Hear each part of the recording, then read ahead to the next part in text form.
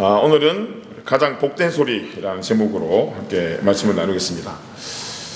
제가 책을 한 권을 이렇게 보다가 거기에 나오는 예화가 제 눈에 하나 들어와서 여러분과 함께 좀 나누고 싶은데, 어느 인디언 한 사람이 이제 뉴욕에 사는 친구를 찾아갔다고 합니다. 자, 둘이가 만나가지고는 반가웠겠죠. 뉴욕 시티 한복판을 이렇게 걷고 있는데 갑자기 인디언 친구가 뉴욕에 사는 친구에게 이렇게 이야기를 했습니다. 잠깐, 어디서 지금 귀뚜라미 소리가 들리는 것 같아, 이렇게 이야기를 했다고 해요. 그 말을 들었던 뉴욕에 사는 친구가 그 인디언 친구에게, 아니 이렇게 복잡하고 이렇게 소음이 많은 곳에서 무슨 귀뚜라미 소리가 들리냐, 촌놈 티내지 마라, 막 이렇게 이야기를 했더니 그 인디언 친구가 정말이라면서 막 귀를 쫑긋 세우고 두리번 주변을 이렇게 훑어보더니 그 앞에 있던 화분에서 조그마한 귀뚜라미를 발견해가지고는 이렇게 보여줬다고 해요. 놀라는 친구에게 인디언 친구가 이야기를 하기를, 내가 특별히 탁월한 청각을 가지고 있다고 생각하지 말게나 듣고 싶은 것에 대한 관심이 다른 것 뿐일세, 이야기를 하면서 자기 주머니에 있던 동전 몇 개를 바닥으로 던졌대요. 그랬더니 그 시끄러웠던 주변을 지나던 사람들이 동전 떨어지는 소리를 듣고 저마다 바닥을 바라보더라는 거예요. 제가 이 글귀를 이렇게 보면서, 야, 이게 듣는 것도 능력인데 듣는 능력보다 더 중요한 것은 무엇을 들으려고 하는가가 문제이구나. 여러분, 우리가 듣고 싶은 것이 있으면 귀가 쫑긋 열려요. 똑같은 상황임에도 불구하고. 근데 그게 내 관심사가 아니면 어떻게 그렇게 되는지 이렇게 귀가 이렇게 딱 닫혀버리잖아요. 우리가 이런 고민을 합니다. 어떻게 하면 하나님의 음성을 들을 수 있는가? 여러분, 그런데 이것보다 먼저 던져야 될 질문이 있어요. 내가 정말 하나님의 음성을 듣기를 원하는가? 이걸 먼저 질문해 봐야 돼요. 어떻게 하면 내가 하나님의 뜻을 분별할 수 있는가? 이 질문 전에 정말 내가 하나님의 뜻에 순종할 의지가 있는가? 이걸 질문해 보셔야 돼요. 어떤 예배가 합당한 예배인가? 이걸 우리가 고민하고 회의하기 전에 정말 내가 하나님을 예배하기를 원하는가? 여러분, 질문 던져 보셔야 돼요. 그래서 정말 내가 오늘 이 시간에 하나님을 예배하기 위해서 왔다면 이 주변 소음 속에서도 인디언이 귀뚜라미 소리를 찾아낸 것처럼 우리의 마음속에 지금 분주함과 우리 마음속에 소음이 있더라도 하나님의 음성을 들을 수 있는 귀가 여러분, 저와 여러분에게 열려야 돼요. 근데 이 열림은 우리를 통해 열어지는 것이 아니고 성령의 역사를 통해 열어준다는 것입니다. 그래서 오늘 설교를 하는 저도, 듣는 여러분도 성령님의 역사하심 앞에 오늘 주시는 은혜를 함께 우리 받아 누리는 복된 예배가 되어지길 예수님의 이름으로 축복합니다. 자, 우리가 지금 살아가는 여러분 이 시대, 정말 최첨단, 이 발음이 오늘 똑바르네, 최첨단 시대를 우리가 살아가고 있어요. 도대체 어디까지 발전이 되실지 상상도 못하겠어요. 진짜 하루가 지날 때마다 얼마나 세상이 바뀌는지. 여러분, 정말 요즘 그 10학년짜리 우리 애랑 대화가 잘 안 돼요. 뭘 하루만 갔다 오면 전에 썼던 말은 이미 구형이 돼버리고 이상한 신식 말을 가지고 오고, 그리고 프로그램을 보더라도 저는 도저히 이해하지 못하는 영상을 틀어놓으면 지들이 웃고 있는데 저도 딸리기 싫어서 웃고는 있지만 웃고 있는 저를 바라보며 아빠 무슨 뜻인지 알아? 이 질문을 받을 때면 굉장히 또 현타가 와요. 나도 분명히 엊그제까지 유행을 창조하고 이끌었던 사람인 것 같은데. 그런데 좀 더 씁쓸한 건 그 최첨단 시대에 맞춰가지고 죄도 최첨단으로 변해져 가는 것 같아요. 얼마나 은밀하게 죄가 변해지고 얼마나 죄가 이쁘게 포장되어지는지. 정말 예전에는 입에도 담지 못하던 단어들이 요즘은 심심찮게 재미삼아 인권이라는 이유로 여러분 입속에 우리가 너무너무 쉽게 담아지고 그것을 이해하지 못하면 시대에 뒤떨어지는 사람이라고 그런 취급을 받기도 합니다. 그 인권과 존중이 이제는 죄를 개인적인 어떤 선택으로 또 상대적인 문제로 그렇게 숨기고 합리화하면서 요즘 이 세상이 정말 은폐하려고 하는 것들이 너무 많은 것 같아요. 그 은폐 속에 분노가 또 일어나고 있고, 결국 잘못된 씨앗 하나가 잘못된 줄기와 꽃과 열매들이 계속해서 주렁주렁 맺히며 살아가는 시대를 우리가 살고 있습니다. 그래서 인터넷을 한번 보세요, 여러분. 정말 클릭 한 번이면 죄를 숨길 수도 있고, 저 요즘 그 참교육이라는 드라마 이제 한 7화까지 봤는데 이게 정말 실제로 일어나나 싶을 정도로 그런 일이 진짜 일어나고 있다는 거예요. 저희 와이프가 유치원 선생님인데 그 초등학교 편을 보면서 얼마나 혼자 은혜를 많이 받고 보는지, 진짜 그런 시대가 있나 봐요.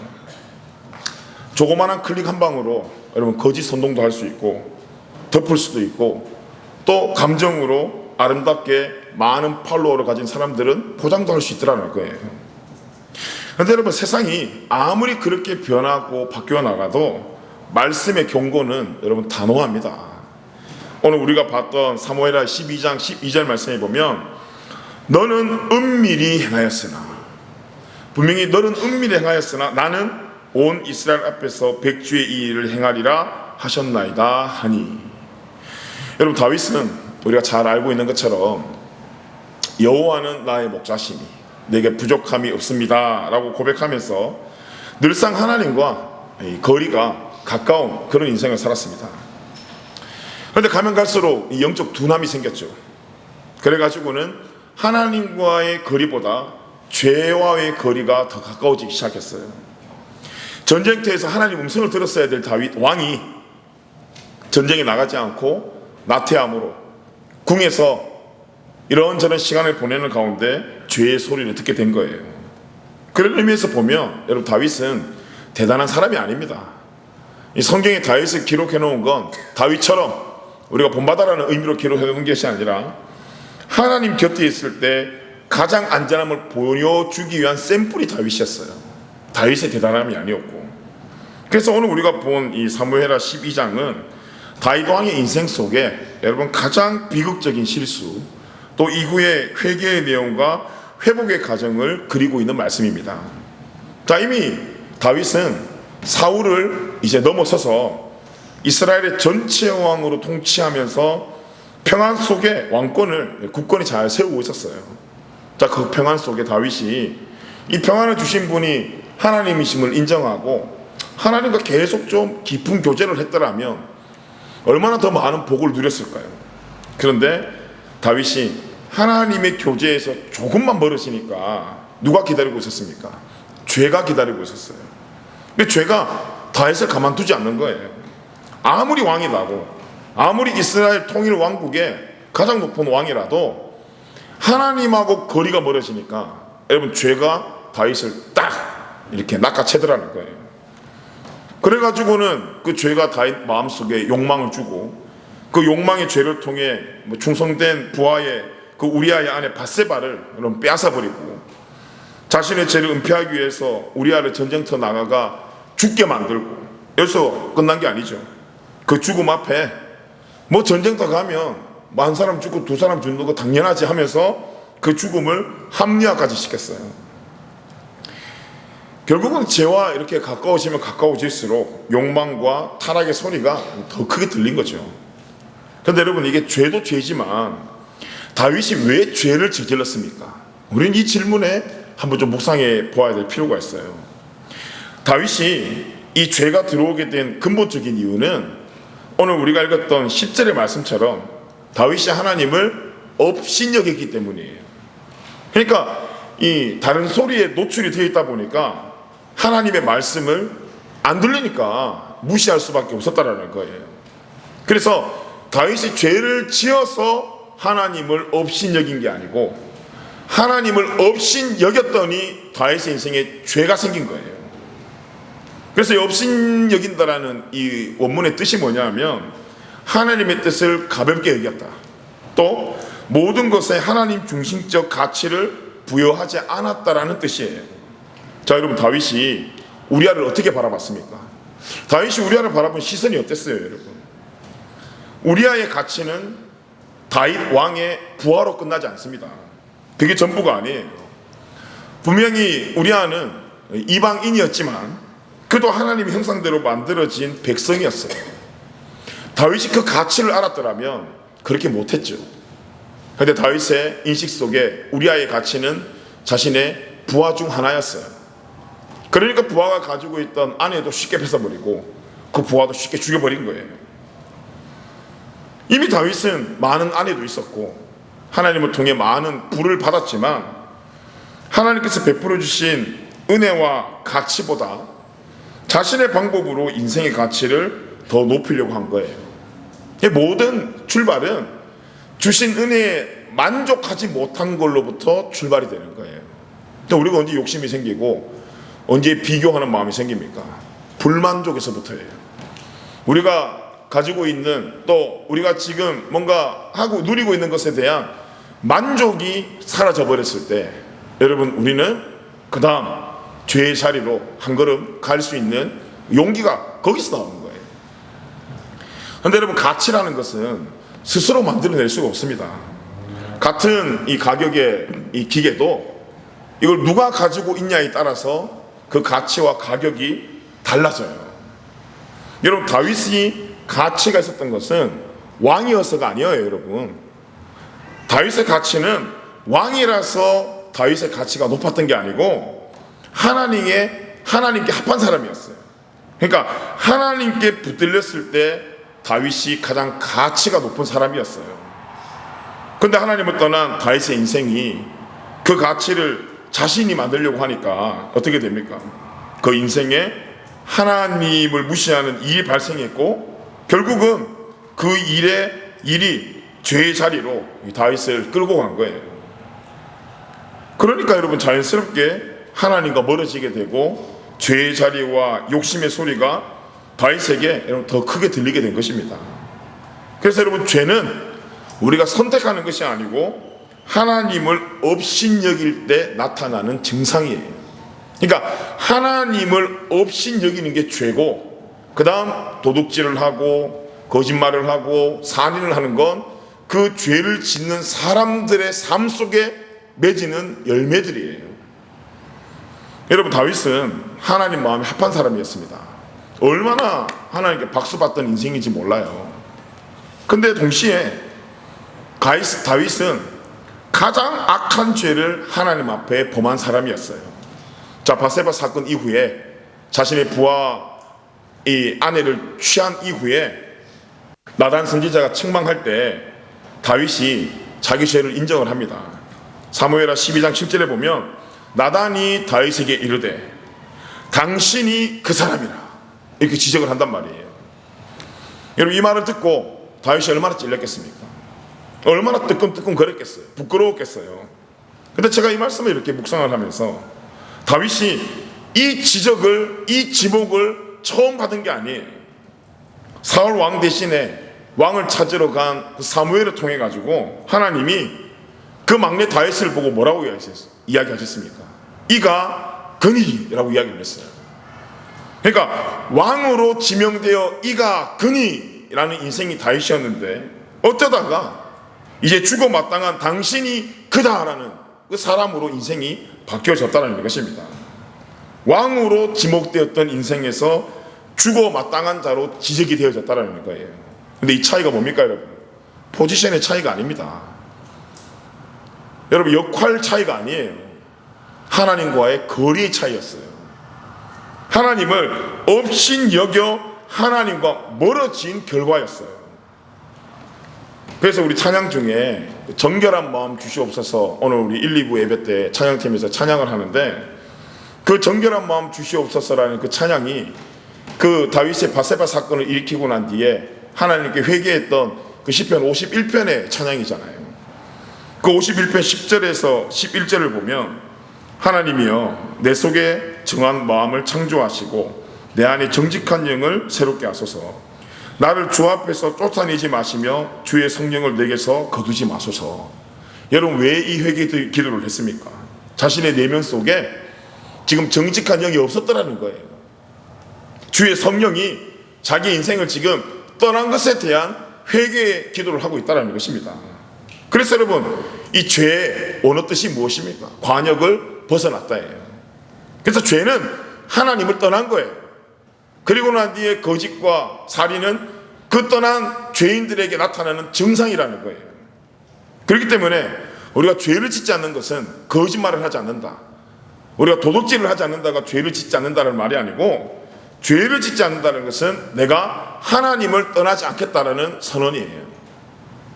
우리가 잘 아는 그 가이사라 빌립보 지방에 예수님하고 제자들이 이렇게 지나갈 때 예수님이 물어봤어요. 내가 누구냐? 라는 이 질문에 베드로가 기가 막힌 대답을 하죠. 뭐라고 이야기했습니까? 주는 그리스도시요 살아계신 하나님의 아들이십니다. 이렇게 고백을 했더니 베드로에게 예수님이 칭찬을 하셨어요. 자, 마태복음 16장 16절에서 17절인데, 시몬 베드로가 대답하여 이르되 주는 그리스도시요 살아계신 하나님의 아들이시니다 이야기를 했더니 예수님이 뭐라고 이야기하셨습니까? 자, 17절 같이 한번 읽어보겠습니다. 시작. 예수께서 대답하여 이르시되 바요나 시몬아 네가 복이 있도다. 이를 내게 알게 하니는 혈육이 아니요 하늘에 계신 내 아버지이시니라. 아멘. 여러분 한번 보세요. 베드로가 지금 예수님에게 복이 있도다 칭찬받을 수 있었던 이유는, 야 베드로 오늘 멘트 장난 아니네, 와 멘트 좋다, 이걸로 칭찬받은 게 아니에요. 지금 하늘에 계신 아버지와 가까이 있었기 때문에 그 아버지의 말을 듣고 베드로가 고백한 그 고백을 칭찬한 거예요.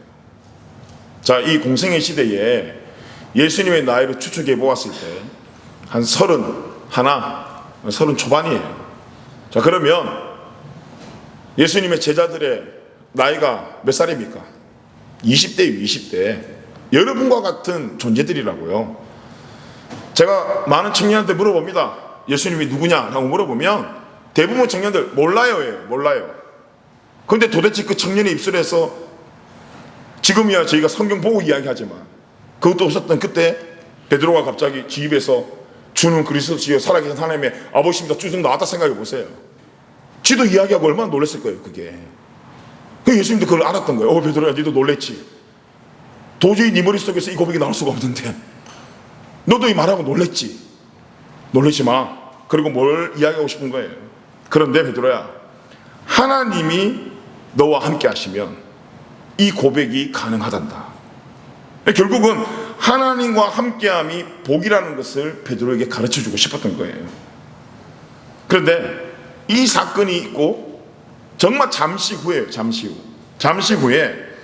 예수님이 이제 죽음과 부활에 대해서 이야기를 하니까 이번에 또 베드로가 신이 나서 이야기를 하는데 그 이야기가 예수님께 항변을 했어요. 항변의 뜻이 책망하고 꾸짖고 야단친다는 의미인데, 지금 베드로가 지금 선을 넘어갔죠. 지금 우리가 원래 그렇잖아요. 칭찬해서 잘한다 그러면 나도 모르게 이게 업이 되어가지고 자기가 해야 되지 말을 그냥 해버렸어요. 항변을 해버렸다고요. 그랬더니 예수님께서 뭐라고 이야기하셨습니까? 마태복음 16장에 또 계속해서 21절에서 23절 말씀해 보면, 때로부터 예수 그리스도께서 자기가 예루살렘에 올라가 장로들과 대제사장들과 서기관들에게 많은 고난을 받고 죽임을 당하고 제3일에 살아나야 할 것에 제자들에게 비로소 나타내시니. 자, 이제 이야기를 했어요. 그랬더니 베드로가 예수를 붙들고 항변하여 이르되, 자 꾸짖는 거예요. 주여 그리 마옵소서. 지금 이건 명령어조겠죠. 이 일이 주께 미치지 아니하리다. 이게 주님과 어울리는 이야기입니까? 그랬더니 23절에 예수님께서 이렇게 말씀하셨어요. 우리 같이 한번 읽어보겠습니다. 시작. 예수께서 돌이키시며 베드로에게 이르시되 사단아 내 뒤로 물러가라. 너는 나를 넘어지게 하는 자로다. 내가 하나님의 일을 생각하지 아니하고 도리어 사람의 일을 생각하는도다 하시고. 여러분, 이 말씀을 보니까 칭찬과 책망의 차이는 뭐였습니까? 하나님과의 거리였어요. 하나님의 일을 생각하지 않고, 다시 말해서 하나님의 뜻을 무시하고 사람의 일, 베드로 자신의 유익을 생각함으로 나타나는 증상이라는 거예요. 그래서 23절에 보면 사단이라는 단어와 나를 넘어지게 한다는 그 단어가 바로 죄라는 뜻입니다. 지금 베드로가 죄를 지었는데 무슨 죄예요? 예수님의 죽음의 가치를 베드로가 몰랐던 거예요. 그래가지고는 이 베드로가 사단의 대변자가 되어가지고 고난 당해야 한다는 하나님의 명령을 예수님에게 무시해도 된다고 지금 예수님을 유혹하는 거예요. 우리가 생각할 때 이 베드로의 항변의 내용이 마치 예수님을 위하는 것처럼 보여지지만 실상은 지금 사단이 하나님의 거리에 항상 주시하고 있다가 조금만 벌어져 버리니까 그 틈을 타가지고는 고난과 십자가를 거부하라는 유혹이었어요.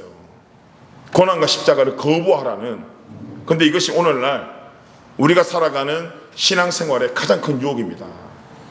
우리가 예수님을 믿으며 우리가 져야 될 십자가와 우리가 져야 될 고난이 있는데 어떻습니까? 이 세상이 편안함과 안주함으로 우리를 유혹하고 결국 나태함 속에서 자기의 자랑을 추구하는 태도와 연결되어지는 거예요. 이 말씀을 이렇게 묵상을 해보니까 다윗이 딱 이와 같은 삶이라고요. 다윗은 전쟁터에 나가서 하나님과 기도하면서 교제를 통해 왕으로 겪어야 될 십자가를 졌어야 됐어요. 그런데 어땠습니까? 이제 뭔가 왕궁이 잘 돌아가니까 편안함 가운데, 안주함 가운데, 나태함 가운데 할 일 없으니까 자기 힘자랑하면서 자기 부하 와이프 뺏어내고 자기 부하 죽여내는, 여러분 심각한 범죄 늪에 빠지지 않았습니까? 하나님의 일보다 자신의 일을 생각하면서 하나님의 말씀을 업신여겼으니까, 무시했으니까 왕으로서의 이가 그니라고 지목당했던 인생이 이제는 살인자로서 당신이 그니라고 지적당하는 책망받는 인생이 되었다는 거예요. 자, 이 말씀을 통해 우리가 알 수 있는 게 무엇입니까? 우리가 하나님 곁에 하나님과 동행하는 삶은 하나님이 책임을 져주는 삶이고, 하나님과 멀어지는 삶은 말씀 앞에 책망받는 삶이라는 거예요. 저와 여러분의 삶이 어땠습니까? 우리가 성도로 살아가면서, 특별히 우리가 예수를 믿는다라고 하면서 우리는 정말 전능하신 하나님의 그 품 안에서 책임받는 인생을 살아가고 있습니까? 그 말씀 벗어나 책망받는 여러분 그런 인생 살아가고 있습니까? 자, 나단의 책망에 이제 다윗이 회개를 합니다.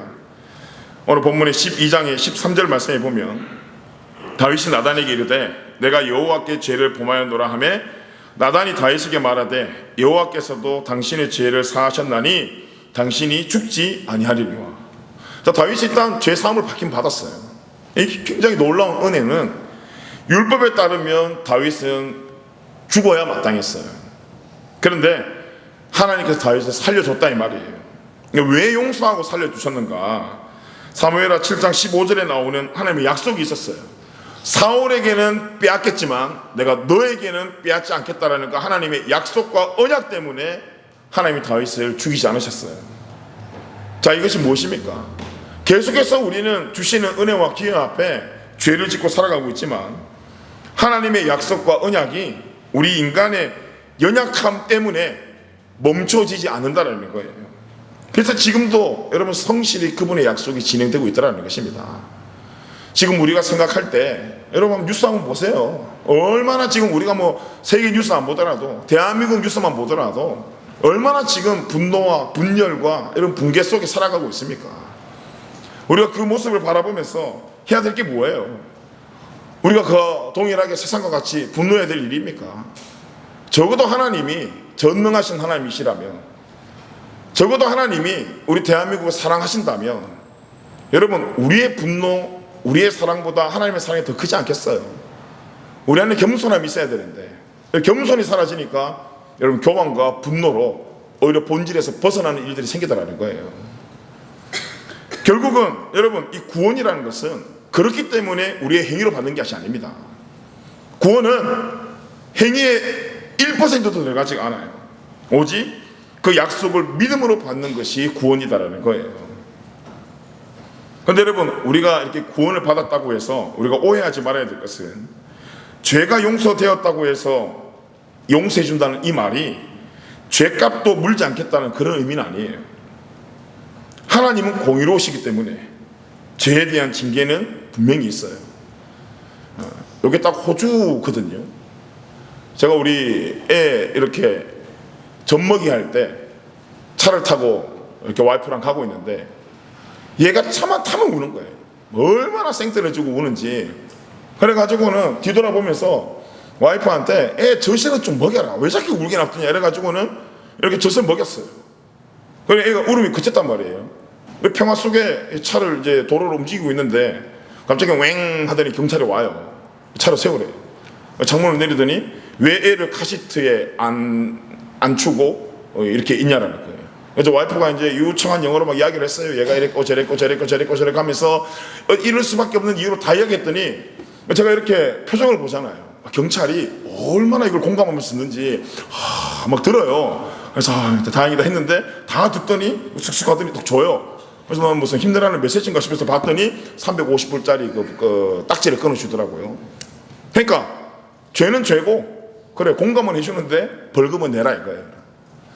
하나님이 지금 우리의 죄를 용서해 주셨는데 용서를 해줬다고 해서 죄의 대가가 없어지는 건 아니라는 것입니다. 근데 참 우리가 신앙생활을 하다 보면 그런 게 있어요. 죄 사함에 대해서는 관심도 많고 하나님 우리를 용서해 주셨어 라고 이야기는 하는데 죄의 대가를 이야기하면 우리는 외면을 합니다. 그런데 이 죄라는 것이 뭐라고 했습니까? 하나님을 없인 여기는 거고 그 대가가 반드시 있다는 사실을 우리가 잊어서는 안 돼요. 자, 그 대가가 무엇이었냐? 오늘 보면 12장 10절에서 11절 말씀해 보니까 10절에 보니까 첫 번째는 칼이 내 집에서 영원토록 떠나지 않겠다라는 거. 자, 두 번째는 11절 말씀에 내 이웃들 그 사람들이 네 아내들과 더불어 백주에 동침한다라는 거. 여러분 글만 봐도 얼마나 끔찍한 이야기입니까? 얼마나 무시무시한 이야기예요.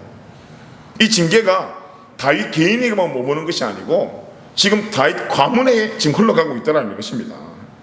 자, 정말 말씀대로 이제 여러분 13장으로 넘어가면 암논과 다말의 근친의 사건이 일어나기 시작하고 또 그 압살롬의 어떤 이 분노와 복수를 통해 다윗 왕궁에 이제 금이 막 가기 시작합니다. 그리고 사무엘하 16장으로 가보세요. 여러분 압살롬을 통해 더 끔찍한 일이 일어나는데 사무엘하 16장 22절 말씀 우리 같이 한번 읽어보겠습니다. 시작. 이에 사람들이 압살롬을 위하여 옥상에 장막을 치니 압살롬이 온 이스라엘 무리의 눈앞에서 그 아버지의 후궁들과 더불어 동침하니라. 여러분 말씀 한번 보세요. 얼마나 무서운 말씀입니까? 이게 도대체 얼마나 안타까운 이야기예요. 그리고 이어지는 말씀 더 냉정합니다. 오늘 본문의 14절에 보면 이 일로 말미암아 여호와의 원수가 크게 비방할 거리를 얻게 되었으니 당신이 낳은 아이가 어떻게 돼요? 반드시 죽으리다 하고. 지금 이게 뭔가 진정이 되어지는 게 아니고 계속 막 큰 일이 나고 있어요. 저 멀리 있었던 그 다윗의 가문을 향해 오고 있었던 그 시커먼 먹구름들이 이제 점점 그 가문을 덮고 있다 이 말이에요. 근데 우리 좀 궁금한 질문이 하나 생겨야 돼요. 어떤 질문이 생겨야 되냐면 하나님은 약속을 했어요. 분명히 다윗 왕위를 영원히 경고하게 하겠다 이 약속을 했다 이 말이에요. 그런데 오늘 말씀해 보니까 지금 그 집에 칼이 임하겠다라고도 말씀을 하셨어요. 자, 그러면 우리가 궁금증이 좀 생겨야 되잖아요. 어떻게 이 하나님의 약속이 유지가 되면서 동시에 죄에 대한 심판이 이루어질 수 있는가? 어떻게 사랑과 심판이 동시에 이루어질 수 있냐 이 말이에요. 하나님은 공의로우시고 우리도 죄인이라서 여러분 징계를 받아야 되는데 하지만 하나님이 우리를 용서해 주신다고 하시는데 이게 어떻게 동시에 일어나냐 이 말이에요. 여러분 이 말도 안 되는 상황을 가능케 한 하나님의 방법이 뭡니까? 예수 그리스도예요. 여러분 교회가 선포해야 될 복음이 바로 예수 그리스도예요. 그래서 여러분 죄의 삭시 무엇입니까? 로마서 6장 23절 말씀에 보니까 우리 같이 한번 읽어보겠습니다. 시작. 죄의 삭은 사망이요 하나님의 은사는 그리스도 예수 우리 주 안에 있는 영생이니라. 아멘. 아멘. 무슨 말이에요? 죄는 죽어서 마땅하다 이 말이에요. 그런데 하나님의 은사, 다시 말해서 그 가운데 선물이 있는데 그 선물이 뭐냐 하면 그리스도 예수 안에서 죽음이 영생으로 바뀌어졌다는 거예요. 그런데 놀라운 것은 그 영생이 바로 저와 여러분의 것이라는 것입니다. 이게 복음이에요. 복음. 교회에서 여러분이 들어야 될 복음이 이거예요. 이거 전 세계 교회에서 선포되어야 될 복음이 이거예요. 이거 가능성 없던 우리의 인생에 그리스도로 통해 회복과 영생을 얻었다는 이 구원의 메시지예요, 여러분. 그렇기 때문에 우리가 죄인이라면 우리에게 가장 기쁜 소리는 이 복음일 수밖에 없어요. 그런데 왜 우리가 이 복음이 가장 기쁜 소리가 아닙니까? 저와 여러분이 죄인이 아닌 죄인의 역할을 감당하고 있는 배우기 때문이에요. 그래서 하나님 뭐라고 이야기하십니까? 외식하지 말라 그러잖아요. 연기하지 말라는 말이에요. 정말 여러분이 죄인이고 여러분이 오늘 죽어야 될 상황 속에 우리가 꼭 들어야 될 말이 무엇입니까? 합격이에요? 성공입니까? 당첨입니까? 아니에요. 오늘 내가 이 모든 죄를 면제받고 살 수 있다는 그 메시지예요. 여러분, 그게 복음입니다. 여러분, 복음을 듣고 싶고 여러분 그 복음의 기쁨이 있습니까?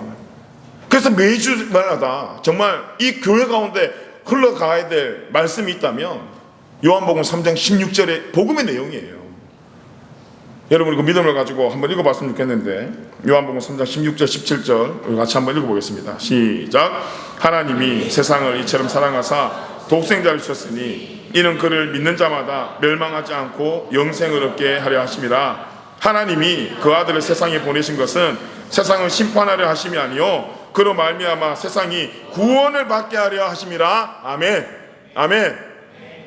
교회의 힘은 이 복음에서 나타나는 것입니다. 죄는 죽음이에요, 여러분. 하나님의 심정 속에 도대체 이 죄라는 것만 없으면 내 사랑하는 백성들이 영생할 수 있는데, 그래서 공의로우신 하나님께서 자신의 독생자 전부를 던져 누구를 선택하셨습니까? 저와 여러분을 사랑하기로 선택한 거예요. 그래서 우리가 하나님을 업신여기지 말아야 될 것은 우리 일생에 짓고 있는 거짓말과 도둑질이 하나님을 업신여기는 것이 아니고 하나님의 심정을 무시하는 거예요. 하나님이 우리를 교회로 부르시고 찬양케 하시고 예배하시는 심정은 그리스도를 알고 그리스도를 믿는 삶이에요, 여러분. 이 본질이 점점 깨어지니까 이 교회도 지금 세상의 유행을 쫓아가고 세상의 방법을 동의하고 여러분 그렇게 가는 거 아니겠습니까? 이 공의와 사랑이 어디서 확인이 되어지고 증명이 되어집니까? 그리스도의 십자가 안에서 확인이 되어지고 증명이 되어지는 거예요.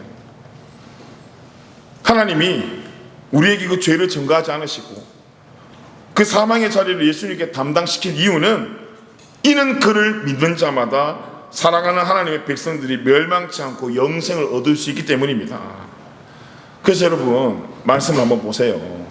말씀을 보면 병들어가는 죽어가는 아이를 위해서 다윗이 하나님께 간구를 해요.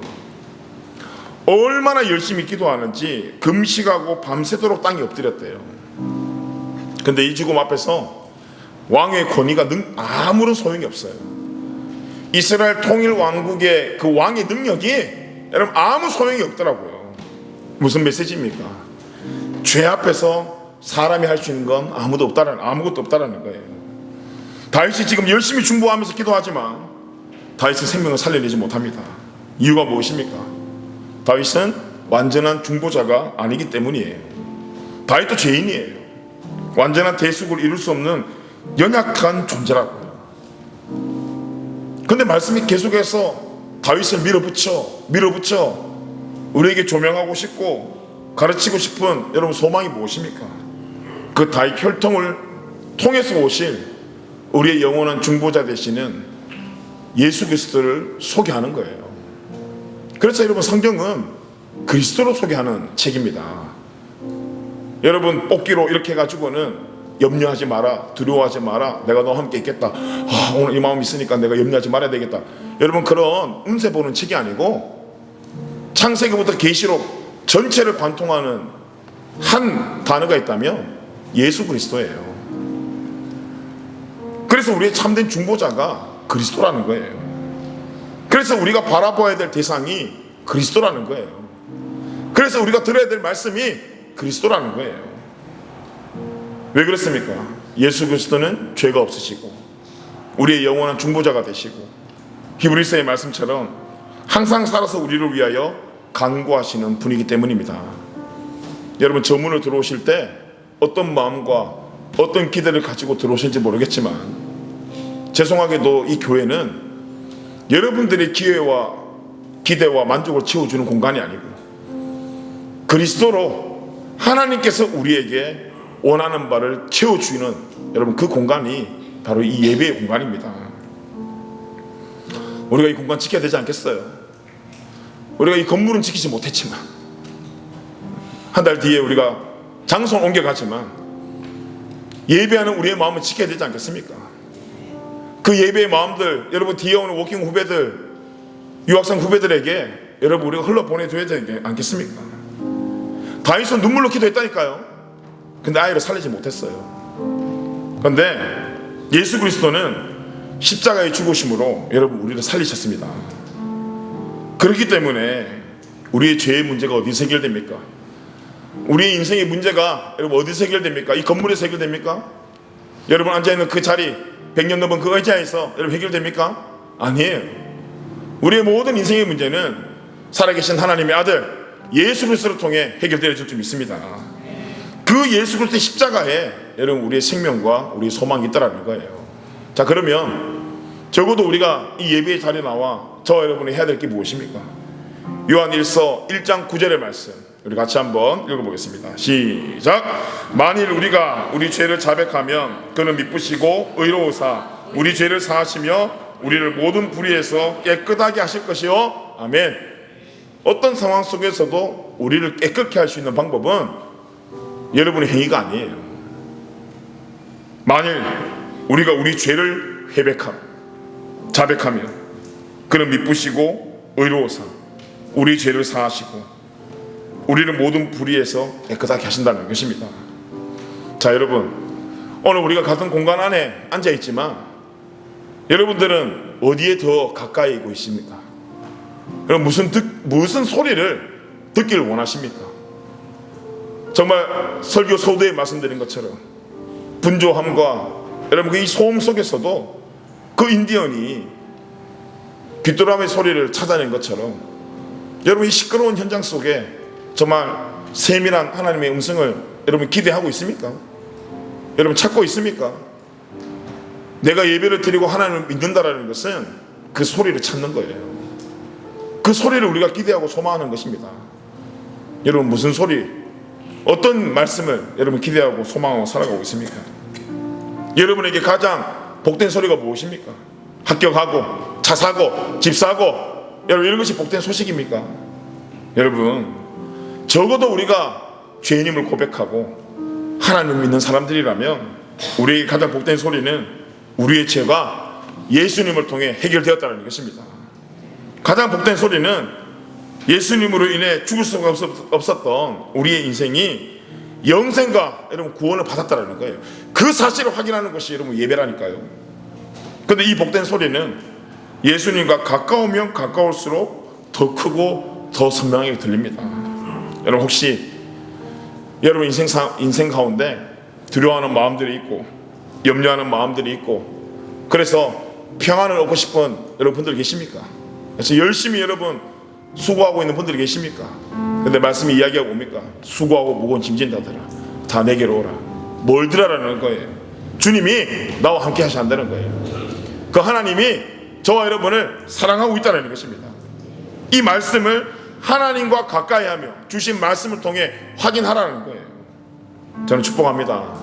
여기 앉아있는 우리 모든 청년들 이번 한 주간에 그 영생의 은혜를 주신 그리고 우리를 살리신 참된 중보자 예수 그리스도와 가까이 하며 정말 그 숨어 들리지 않던 귀뚜라미의 소리를 찾아낸 그 인디언처럼 여러분 일상 속에 지금도 여러분에게 관심 있고 사랑 있어 말씀으로 속삭이시는 하나님의 음성을 발견해 그 음성을 통해 주시는 은혜와 기쁨을 누리며 살아가는 복된 삶이 우리 모든 청년들의 삶이 되길 예수님의 이름으로 축복합니다.